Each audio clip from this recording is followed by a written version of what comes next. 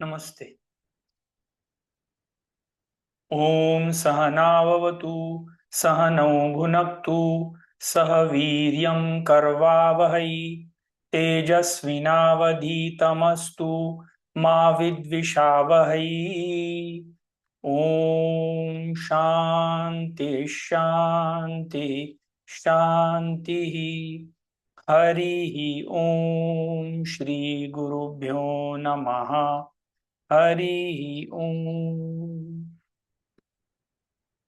ॐ पार्थाय प्रतिबोधितां भगवता नारायणेन स्वयं व्यासेन ग्रथिता पुराणमुनिना मध्ये महाभारतम् अद्वैतामृतवर्षिणी भगवतीम् अष्टादशाध्यायिनी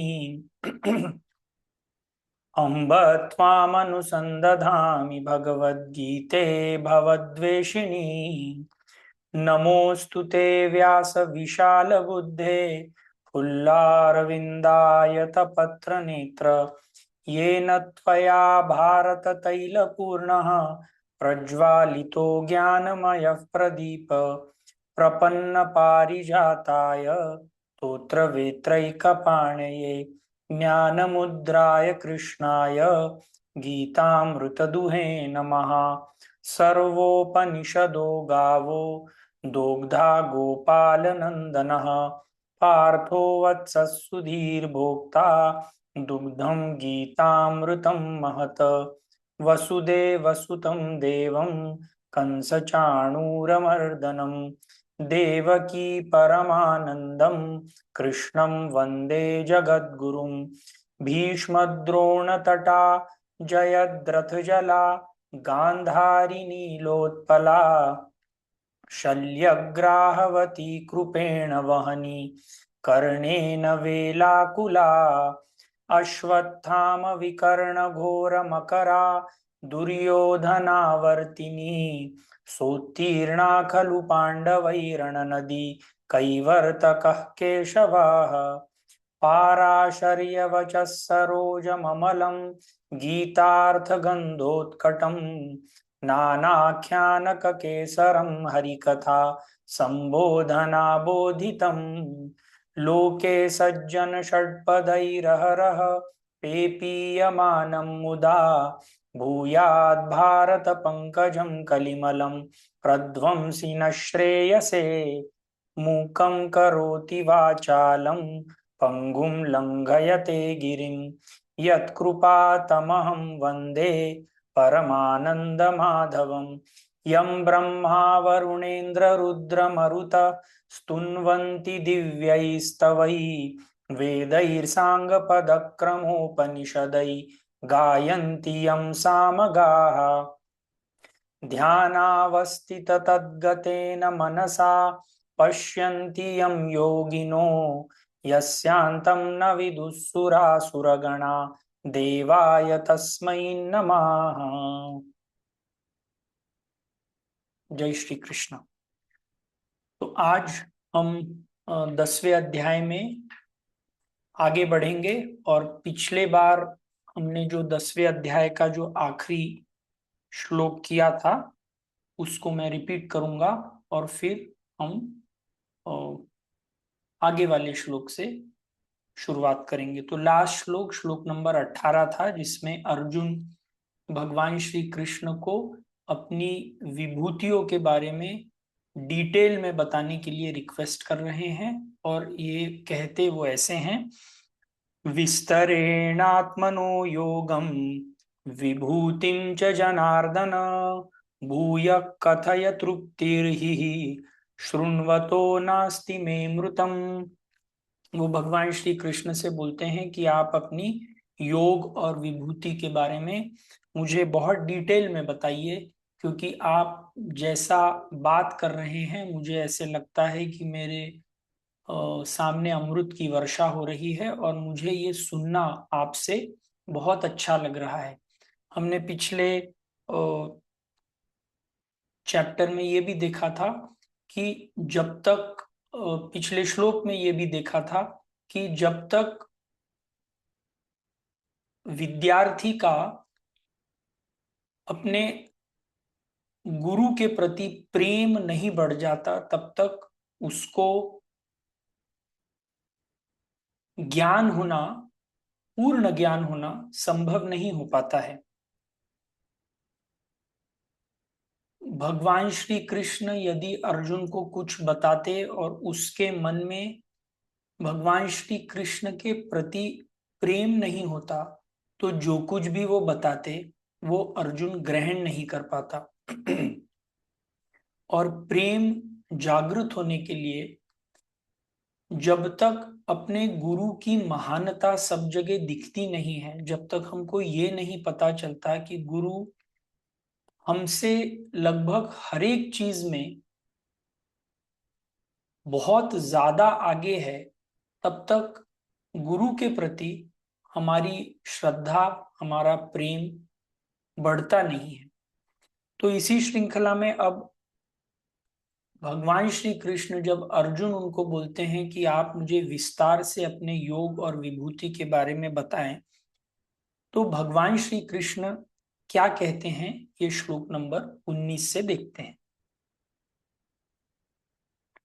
श्री भगवानुवाच अंतते कथयिष्यामि दिव्या ह्यात्म विभूतयः प्रधान्यतः कुरु श्रेष्ठः नास्त्यन्तन्तो नास्त्यन्तो विस्तरस्य मे।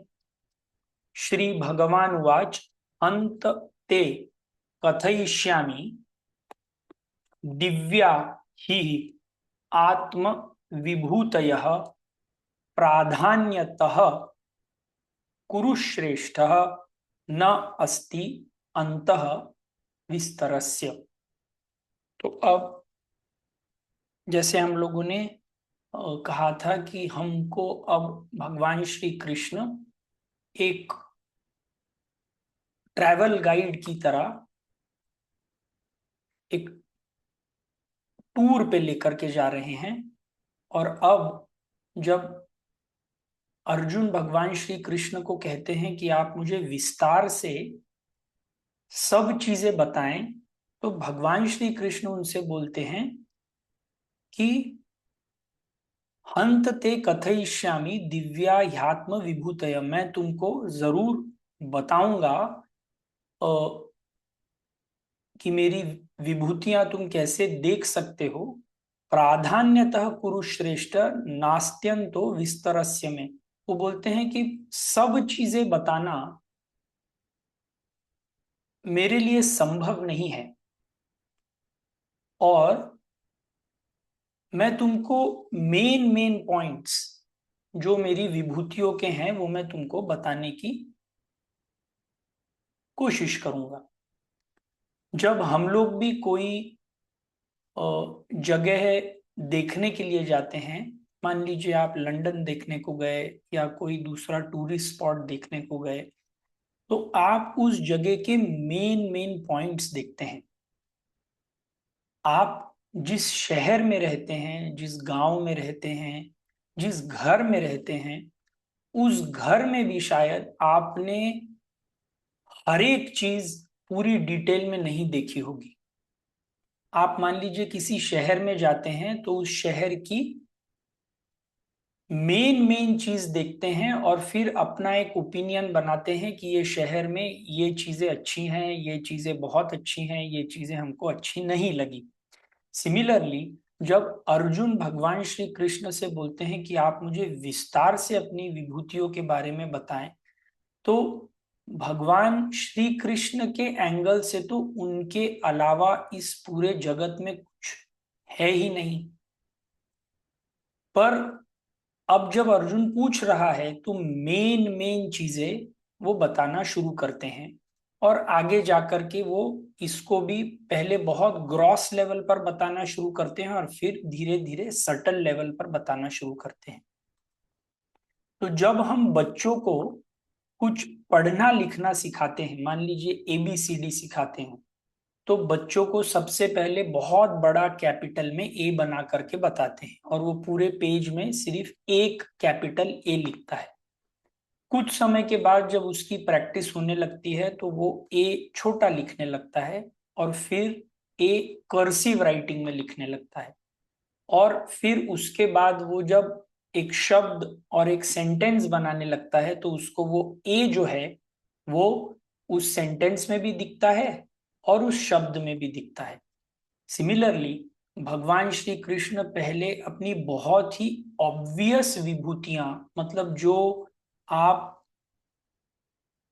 मिस नहीं कर सकते, जो समझना सरल है, ये बताना शुरू करते हैं। और जैसे जैसे हम आगे बढ़ते जाएंगे हम देखेंगे कि भगवान श्री कृष्ण, जैसे कैपिटल ए बहुत क्लियर रहता है पर कर्सिव राइटिंग में ए ढूंढना कैपिटल ए के कंपैरिजन में थोड़ा डिफिकल्ट रहता है। तो सिमिलरली एक लोअर लेवल से स्टार्ट करके भगवान श्री कृष्ण अपनी विभूतियां कैसे कैसे देखते हैं ये अर्जुन को ट्रेन करते जाएंगे। ये एक चैप्टर ऐसा चैप्टर है जिससे हमको हमारी भक्ति इंक्रीज करने के लिए, हमारे चारों ओर ईश्वर का 24 घंटे प्रेजेंस देखने के लिए बहुत महत्वपूर्ण है। और जैसे जैसे हम बड़ी बड़ी चीजों में ईश्वर की प्रेजेंस देखते जाते हैं वैसे वैसे आपको सब चीजों में विद प्रैक्टिस ईश्वर देखने की आदत होने लगती है। तो भगवान श्री कृष्ण उससे बोलते हैं कि मैं तुमको बताऊंगा तो सब चीजें, पर सब चीजें बताना मेरे लिए संभव नहीं है। मैं प्राधान्य रूप से मेरी विभूतियां कहाँ है वो मैं बताऊंगा, क्योंकि मेरे विस्तार का कोई अंत नहीं है। तो जिसका कोई अंत नहीं है मैं उसको डिस्क्राइब नहीं कर सकता। कई बार लोग बोलते हैं to describe God is to defile God. मतलब आपने यदि ईश्वर को किसी साचे में ढाल दिया तो वो ईश्वर है ही नहीं, क्योंकि ईश्वर इस शब्द से ही वो लिमिटलेस है। पर तभी भी हमको समझाने के लिए भगवान अपनी विभूतियां कहाँ कहाँ पे इजीली देख सकते हैं वो बताना शुरू करते हैं।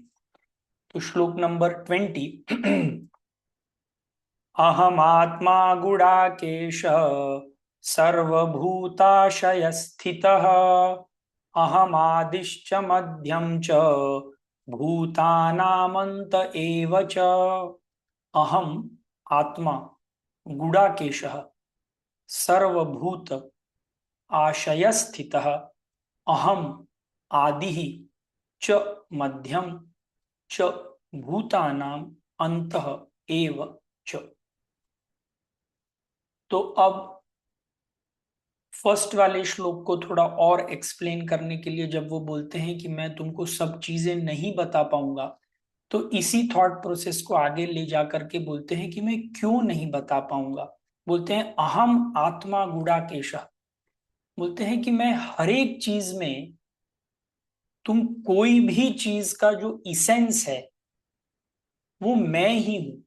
और क्योंकि इस पूरे विश्व में अनगिनत इनफाइनाइट चीजें हैं तो मैं तुमको हर एक चीज एक्सप्लेन नहीं कर सकता। अहम आत्मा गुडाकेशः। गुडाकेश ये शब्द कई बार पहले भी आया हुआ है और गुडाकेश अर्जुन के लिए ये शब्द यूज किया गया है। पर इस शब्द का दो प्रकार के मीनिंग है। गुडाकेश मतलब गुडाकेश ऐसा व्यक्ति जिसने निद्रा के ऊपर अपनी जीत पाली है। तो अर्जुन एक ऐसे व्यक्ति थे जिन्होंने निद्रा के ऊपर जीत पाली थी। और दूसरा गुड़ा केश, केश का मतलब बाल, गुड़ा मतलब जिसकी जटा हो। तो आजकल के नॉर्मल वर्ल्ड में अगर हम देखें, यदि आपके बाल बहुत अच्छे हैं, बहुत सुंदर हैं, और मान लीजिए आप कहीं पे बाइक के ऊपर जा रहे हैं तो आप अपने बालों के ऊपर एक हैट पहन लेते हैं या कोई एक बंडाना पहन लेते हैं या कोई कवर पहन लेते हैं। गर्मी के सीजन में आप बहुत बार देखेंगे कि बहुत सारे लोग जब टू व्हीलर के ऊपर जाते हैं तो अपना पूरा चेहरा भी कवर कर लेते हैं, सिर्फ आंखें खुली रहती हैं।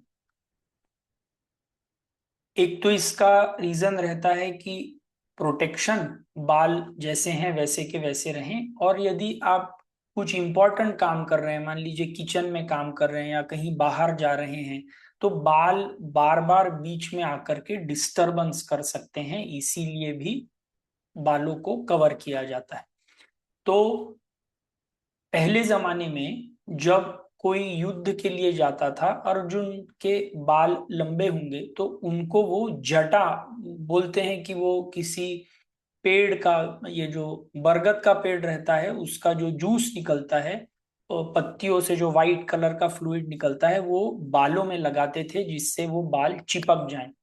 अब वो यदि किसी के साथ युद्ध कर रहा है और युद्ध करते हुए हवा चलती है तो बाल आगे आ सकते हैं, विजन में डिस्टरबेंस हो सकता है, इसीलिए ऐसा व्यक्ति गुडाकेश जानबूझ करके कहा गया है, क्योंकि ये व्यक्ति ऐसा व्यक्ति है जो अभी युद्ध की तैयारी में है। उसने निद्रा के ऊपर जीत पा ली है, मतलब युद्ध कभी भी करना पड़ेगा, ही इज अलर्ट, 24/7 अलर्ट, और he is prepared to fight. अब उसने अपने मतलब युद्ध करने की जो तैयारी कर ली है। तो अहम आत्मा गुडाकेशः सर्वभूत भूताशय स्थित, वो बोलते हैं मैं तो सबके अंदर जो इसेंस है वो मैं ही हूं, तो मैं तुमको सब चीज कैसे बताऊं। अहम आदिश्च मध्यम च भूतानाम अंत एव च, मुझी से सब लोगों ने जन्म लिया है, मुझी में सब लोग रहते हैं और मुझी में सब लोगों का विलय होता है। जो पास्ट, प्रेजेंट, फ्यूचर जो कुछ आएगा, ये सब चीजें मुझ में ही हैं। तो अगर मैं तुमको बताना शुरू भी करूंगा तो शायद जो सिर्फ प्रेजेंट है वही बता पाऊंगा, पास्ट में क्या हुआ, फ्यूचर में क्या होगा, ये बताना बड़ा मुश्किल है। तो इसीलिए बोलते हैं कि मैं तुमको इसीलिए सब चीजें बताना मेरे कैपेसिटी के बाहर है, क्योंकि एक तो तुम समझ नहीं पाओगे और दूसरा मेरा बताना भी, क्योंकि I am, since I am there everywhere, it is difficult for me to explain all things what I am into. तो नेक्स्ट श्लोक। अब भगवान एक्चुअली अर्जुन को, जैसे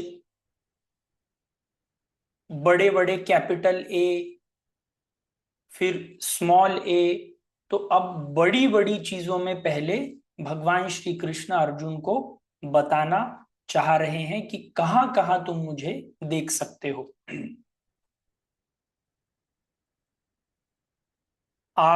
श्लोक नंबर 21।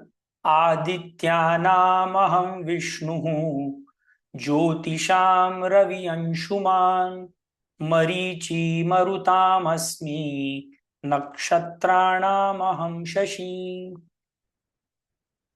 आदित्यानाम अहम विष्णु ज्योतिषाम रवि अंशुमान मरीचि मरुताम अस्मि नक्षत्राणाम अहम शशि। तो भगवान श्री कृष्ण अब अर्जुन को ऐसे मैनिफेस्टेशंस बताना स्टार्ट करते हैं जो उसको इजीली समझ में आते हैं। तो पहले बोलते हैं आदित्या नाम अहम विष्णु हूं। तो आदित्य मतलब सूर्य, और आदित्य नाम ये संस्कृत में बहुवचन है। बहुवचन मतलब बहुत सारे सूर्यों में मैं विष्णु हूं। विष्णु का यहाँ पे अर्थ ये नहीं है कि जो सर्वलोक महेश्वर विष्णु, इसका अर्थ यहाँ पे ये नहीं है। पुराणों और वेदों में उन्होंने जो ये सूर्य है इनको 12 प्रकार का सूर्य बताया हुआ है, according to the different months. आप देखिए तो सूरज अलग अलग सीजन, अलग अलग महीने में अलग अलग तरीके से दिखता है। तो बोलते हैं आदित्य नाम अहम विष्णु हूं। तो विष्णु वो उस सूर्य का नाम है जो बहुत ब्राइट, जो अपने इंडियन सब कॉन्टिनेंट में जो मई जून में आपको सूरज दिखता है, जिसकी लाइट और जिसकी हीट सबसे ज्यादा रहती है। तो बोलते हैं कि सूर्यों में, और ये जो सूर्य बात कर रहे हैं हम तो सिर्फ हमारे लोक की बात करते हैं, ऐसे हजारों करोड़ों लोग होंगे। तो आदित्य नाम अहम विष्णु, जो सन जो सबसे ब्राइट रहता है, जो सबसे ज्यादा हीट देता है। तो सूरज में अगर तुमको मुझे देखना है तो आई एम विष्णु। उस सूरज का नाम जो सबसे ब्राइट रहता है उसका विष्णु, ऐसे वेदों में बोला गया है। ज्योतिषाम रविरंशुमान, वो बोलते हैं कि जो भी ऐसी वस्तुएं हैं जो विचार विचार ब्राइट, उन सब में तुम मुझे देख सकते हो। मरीचि मरुतामस्मि नक्षत्राणाम अहम शशि। मरीचि की जब हम बात करते हैं तो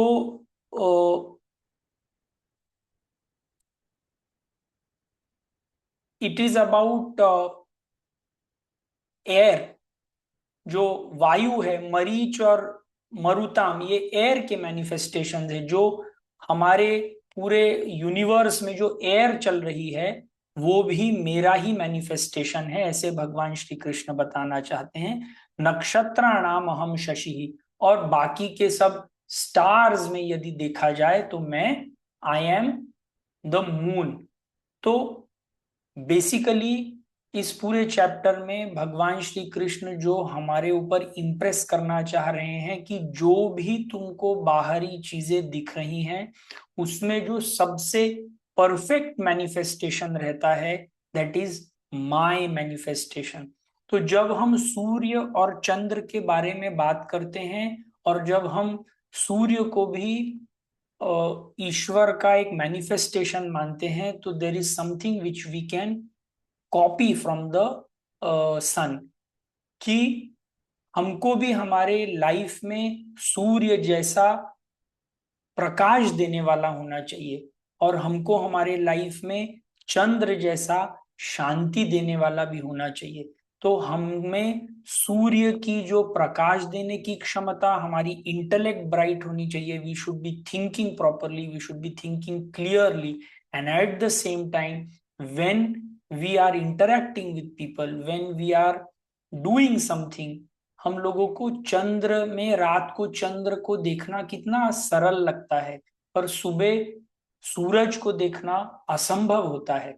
तो हमारी बुद्धि सूर्य की तरह तेज होनी चाहिए, हमारा इंटेलेक्ट तेज होना चाहिए, और हमको at the same time we should make other people comfortable in our presence. हमको भी मून की शांति भी लेनी चाहिए।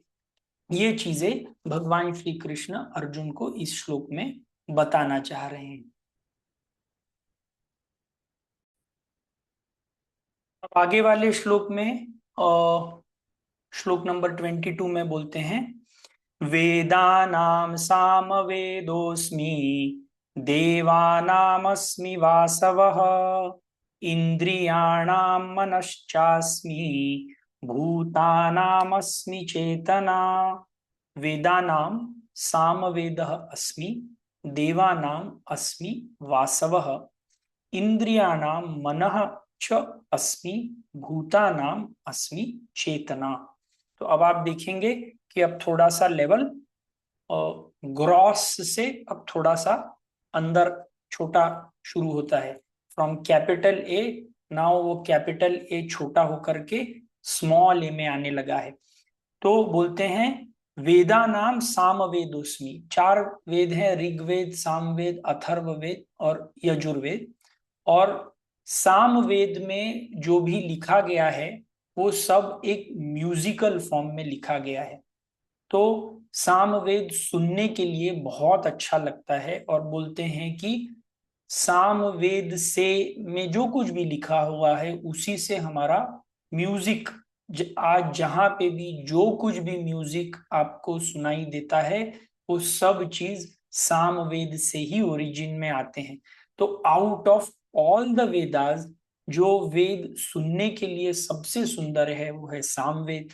तो वैसे तो हर एक वेद में ईश्वर के अलावा कुछ नहीं है, but out of all Vedas if you want to see the best, it is Samaveda, and that is my vibhuti. ये मेरा manifestation in all these Vedas are there. देवानाम अस्मि वासवः। तो सब देवों में वो बोलते हैं कि वासव मतलब इंद्र, देव, जो देवों के जो राजा हैं वो हैं इंद्र, तो इसीलिए बोलते हैं सब देवों में जो देवों का राजा है वो वासव, मतलब मैं इंद्र हूं। इंद्रियाणाम मनश्चास्मि, इंद्रियाणाम हमारी जो पांच इंद्रियां हैं, देखना, सुनना, टेस्ट करना, स्मेल करना और टच करना, ये पांच जो इंद्रियां हैं, अगर मन ना हो, मन को अंतः इंद्री बोलते हैं। मतलब ये भी एक, this is an organ but it is inside, बाकी की सब चीजें आपको दिखती हैं पर मन आपको दिखता नहीं है। पर यदि इन सब इंद्रियों के पीछे मन ना हो तो ये कोई भी इंद्री काम नहीं कर सकती। तो बोलते हैं इंद्रियाणाम मनः च अस्मि, अगर मन ना हो तो आपकी कोई भी इंद्रिया, कर्मेंद्रिया अथवा ज्ञानेन्द्रिया काम नहीं कर सकती। तो सब इंद्रियों में आई am this man, I am the thing which gives power to all these organs of action. भूतानाम अस्मि चेतना, भूतानाम मतलब जो भी आपको बाहर चीजें दिख रही हैं, जैसे living beings, trees, animal, bacteria, viruses, जो भी लिविंग चीजें हैं उन सब में जो चेतना है, उसमें जो लाइफ फोर्स है, वो लाइफ फोर्स मैं हूं। अगर ये लाइफ फोर्स ना हो तो इनको किसी को भी एग्जिस्ट करना पॉसिबल नहीं है। तो जब हम ये सब चीजें पढ़ते हैं, हम जब किसी से मिलते हैं, हम किसी से जब बात करते हैं, तो मोस्ट ऑफ द टाइम हमारा जो अटेंशन है it only goes on the external name and external form. But जिस चीज से इस व्यक्ति को चेतना मिल रही है वो मुझ में और उसमें सेम है, and that thing, that chetana, that consciousness is what is giving life to you and me. और जब हम किसी मनुष्य से बात करते हैं, जब हम किसी पेड़ के पास जाते हैं, जब हम किसी अ, निर्जीव वस्तु के पास भी जाते हैं, इस चीज का इस जगत में होना ही ये एक प्रूफ है कि ईश्वर है। तो इससे बहुत सारी चीजों में हमारी एटीट्यूड चेंज हो जाती है। कई बार हम ऐसे सोचते हैं कि हम यदि किसी व्यक्ति से बात कर रहे हैं तो ही हमको उदारता, काइंडनेस, ये सब चीजें होनी चाहिए। पर यदि वो चीज निर्जीव है, मान लीजिए आप किसी चेयर के ऊपर बैठ रहे हैं, तो उस चेयर के लिए आप जो आदर दे सकते हैं कि जब आप चेयर के ऊपर बैठ रहे हैं तो आप अच्छी तरीके से बैठे, जब आप उठ करके जाएं वो चेयर जहां पे थी उस चेयर को वहां पे जाकर के रखें। That is the respect which you are giving, because it is also a manifestation of God. तो जरूरी नहीं है कि हमारा व्यवहार सिर्फ जीवित लोग, वस्तुओं के साथ ही अच्छा होना चाहिए।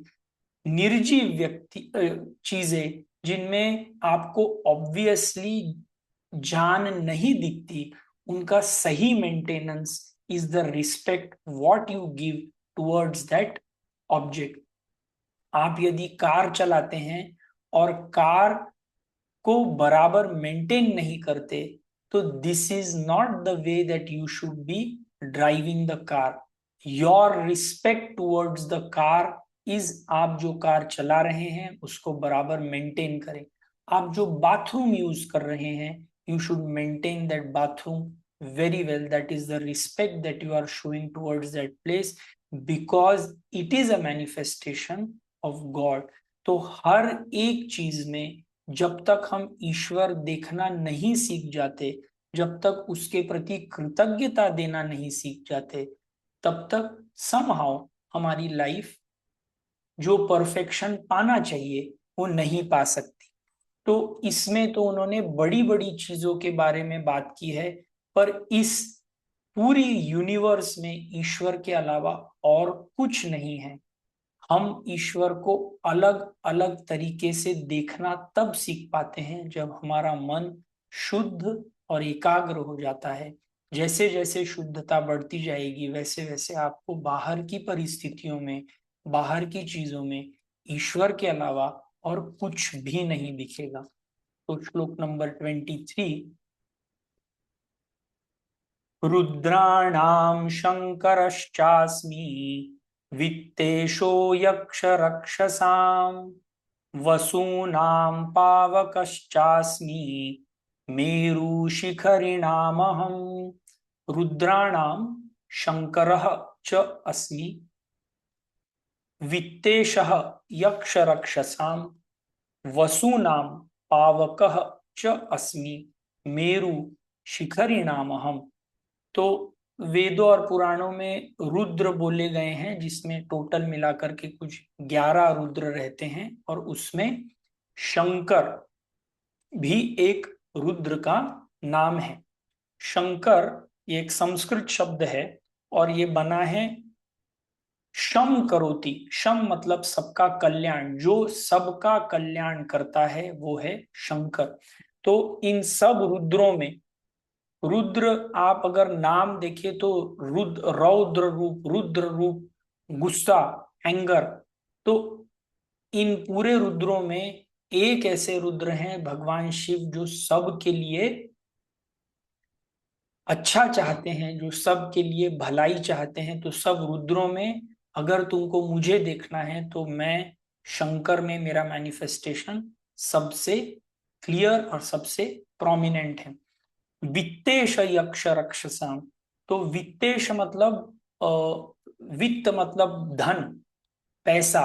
तो वित्तेश यक्ष रक्षसाम, तो जो धन का राजा है उसमें कुबेर, और ये यक्ष और यक्ष जो रहते हैं ये कुबेर के असिस्टेंट्स हैं।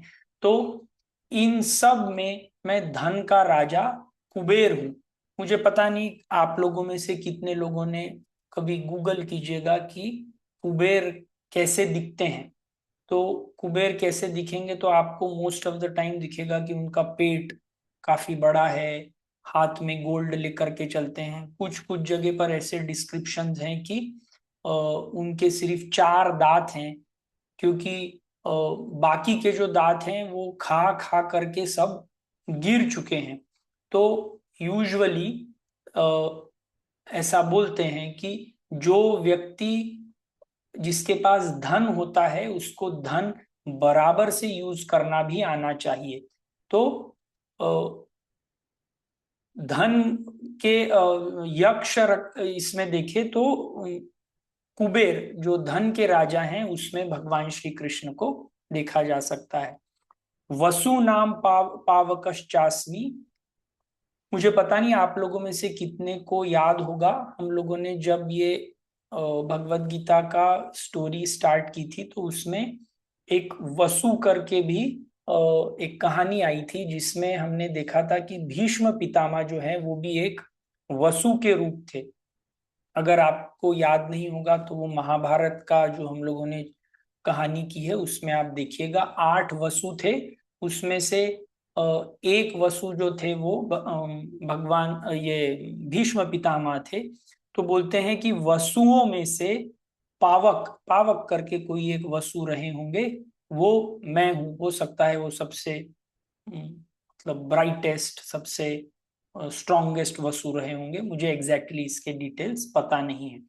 मेरु शिखरी नाम हम। तो सब पर्वतों में मेरु एक माइथोलॉजिकल पर्वत है जो बोलते हैं बहुत बड़ा पर्वत है। तो सब शिखरों में अगर देखा जाए तो मैं ये मेरु पर्वत हूं, ऐसे ये बोलते हैं। तो हर एक जगह पर भगवान श्री कृष्ण अपने जो मेजर मेजर मैनिफेस्टेशंस है जिसमें सब अच्छी क्वालिटीज हैं वो बताना चाह रहे हैं, सो दैट अर्जुन की इंटेलेक्ट को ये अपील हो।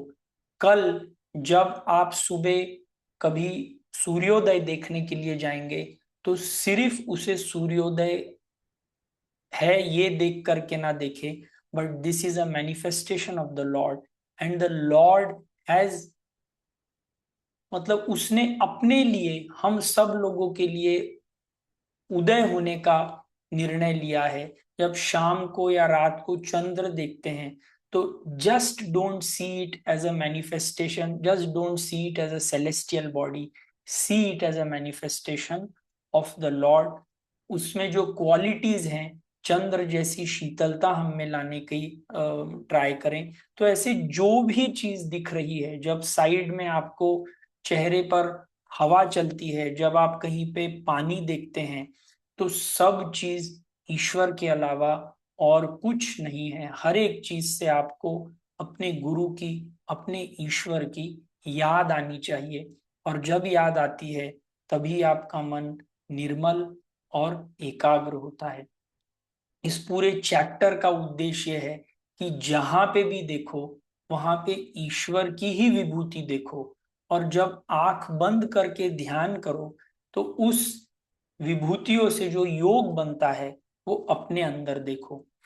तो श्लोक नंबर 24, पुरोधसां च मुख्यम माम विद्धि पार्थ बृहस्पतिं सेनानी सेनानीनामहं स्कंदः सरसासस्मि सागरः। पुरोधसां च मुख्यम माम विद्धि पार्थ बृहस्पतिं सेनानीनाम अहम स्कंदः सरसाम अस्मि सागरः। तो सेम कॉन्सेप्ट आगे जाता है। पुरोधसाम, पुरोधसा मतलब जो ये पुरोहित रहते हैं, पुरोहित का भी ये जो शब्द का मीनिंग है, ये बहुत इंटरेस्टिंग है। पुरोहित, हम जब अपने घर पे पंडित आते हैं उनको हम पुरोहित बोलते हैं। पूर्व का मतलब आगे, हित का मतलब अच्छाई। जो व्यक्ति दूसरों की अच्छाई अपने अच्छाई से पहले देखता है वो पुरोहित। जब हम घर पे कुछ पूजा करते हैं तो हम हमारे पुरोहित को वो एक पावर ऑफ अटॉर्नी टाइप रहता है कि अब आप जो कुछ भी पूजा करोगे उसका जो पुण्य होगा वो हमको मिलेगा। आप कोई भी रिलीजियस पूजा में देखिए, अगर आप पूजा नहीं कर रहे हैं तो पहले आप उस पुरोहित को कुछ ऐसे ये बोलते हैं कि आप ये जो भी कुछ करोगे, आप जो भी कुछ कार्य करोगे, उसका जो भी कुछ पुण्य होगा वो हमको मिलेगा। तो अगर सही तरीके से किया जाए तो बोलते हैं कि वो जो पुरोहित है वो जो भी कुछ कर्म कांड करेगा उससे जो कुछ भी पुण्य प्राप्त होगा वो आपको प्राप्त होगा। तो काम तो वो कर रहा है, उसको तो उसके लिए थोड़ा सा धन मिल रहा है, पर जो उससे पुण्य जनरेट हो रहा है वो आपको दिया जा रहा है। तो वो एक ऐसा व्यक्ति है जो आपका हित खुद के हित से आगे रख करके काम कर रहा है, इसीलिए उसको पुरोहित बोलते हैं। तो पुरोधसाम च मुख्यम माम विद्धि पार्थ बृहस्पति। बृहस्पति बोलते हैं इंद्र के गुरु थे। तो इन सब पुरोहितों में यदि तुम देखो तो मैं बृहस्पति हूँ। सेनानी नाम हम स्कंदः सरसाम अस्मि सागरः। स्कंद जो है वो गणपति जी के पुत्र हैं, भगवान शिव के पुत्र हैं मेरे ख्याल से। स्कंद उनको शायद कार्तिकीय भी बोलते हैं। तो वो बोलते हैं कि अपनी सेना के बहुत बड़े मतलब सेनानी थे। तो out of all generals, out of all commanders of army, I am Skanda सरसामस्मि सागर। सरस का मतलब एक छोटा सा पॉन्ड या छोटी सी जलाशय। तो अगर तुमको मुझे पानी के रूप में देखना है तो मैं सागर हूँ। सागर मतलब अथाह पानी, जिसका कोई आदि नहीं, जिसका कोई अंत नहीं। आप कभी सागर के साइड में भी जाकर के सिर्फ शांति से बैठते हैं तो आप देखेंगे कि आपका मन बहुत शांत हो जाता है। सागर की वेव्स से जो साउंड निकलते हैं बोलते हैं मन को बहुत शांत करते हैं। तो इतना बड़ा, इतना विशाल, हमको हमारे मन को ऐसा विशाल बनाना चाहिए। सागर में इतनी सारी नदियां आती हैं, इतनी सारे पानी के सोर्सेज आते हैं, पर तभी भी सागर का लेवल सेम रहता है। हमारे मन में भी बहुत सारे लाइक्स, बहुत सारे डिसलाइक्स, किसी ने कुछ बोला, किसी ने किसी से कुछ सुना, तो हमारा मन भी सागर की तरह शांत होना चाहिए। सब चीजें लो और सब चीजों को समतल कर दो, उस तरीके से हमारा मन होना चाहिए। श्लोक नंबर 25। महर्षीणाम भृगुरहम गिराम गिरामस्म्येकमक्षरं यज्ञानां जपयज्ञोऽस्मि स्थावराणां हिमालयः। महर्षि नाम, बहुत प्रकार के महर्षि हुए हैं, उसमें जो सबसे महान महर्षि हुए हैं वो भृगु, तो उन सब में भृगु ऋषि मैं हूं।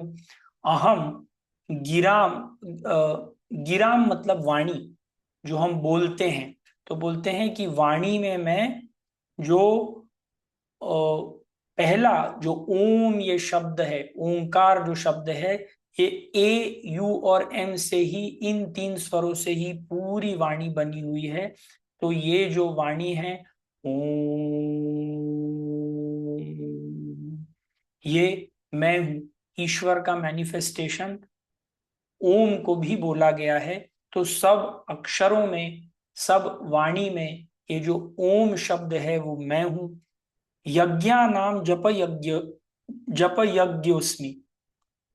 तो यज्ञ हमने पहले के चैप्टर्स में भी देखे हैं, दो प्रकार के यज्ञ हो सकते हैं। द्रव्य यज्ञ, जिसमें आप कोई यज्ञ करते हैं और आप उसमें आहुति देते हैं, और दूसरा यज्ञ हो सकता है ज्ञान यज्ञ, जिसमें हम कुछ मटीरियल आहुति नहीं दे रहे हैं। तो बोलते हैं कि सब यज्ञों में जो सबसे इंपॉर्टेंट यज्ञ, सबसे इफेक्टिव यज्ञ है वो जप यज्ञ है। जप, इस शब्द का भी संस्कृत में बहुत अच्छा मीनिंग है। जब कोई भी चीज बार बार बोलते हैं, हरे राम हरे कृष्ण, या ओम नमः शिवाय, तो इससे होता क्या है, हमारा जो मन बहुत अस्थिर है वो किसी एक जगह पर, जो भी आपका इष्ट है उस जगह पर वो स्थिर हो जाता है। और जब आपका मन स्थिर होता है और वो ईश्वर के ऊपर स्थिर होता है, तो आपका मन शुद्ध भी हो जाता है।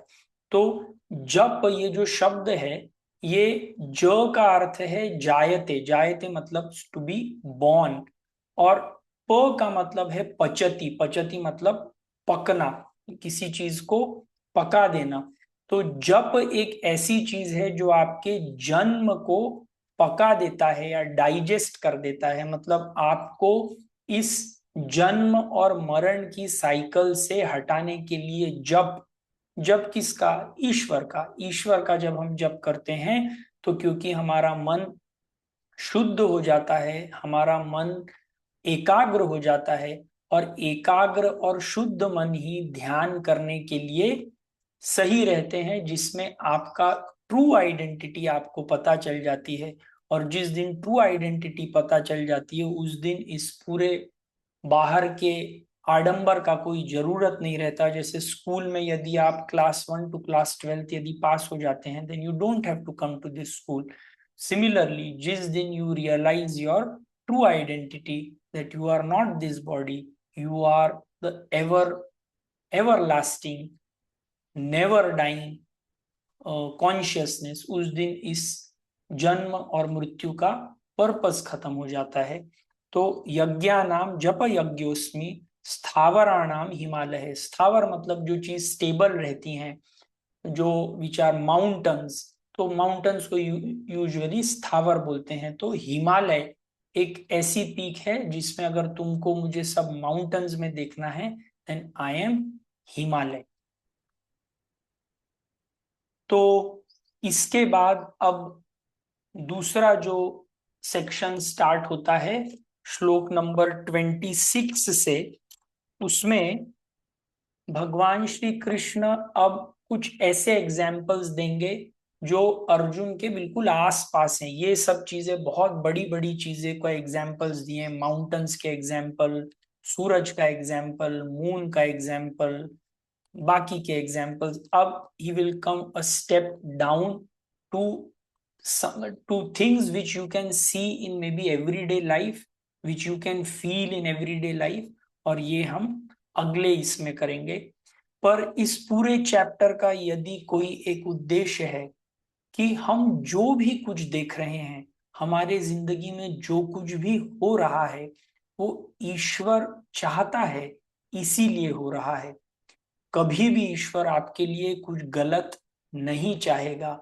और क्योंकि हमारा ये दृढ़ विश्वास है कि ईश्वर ही हमारे लिए सब चीजें करवा रहा है, तो जो भी आए, ईश्वर साथ में रहे, तो हम दोनों साथ में कुछ भी कर लेंगे।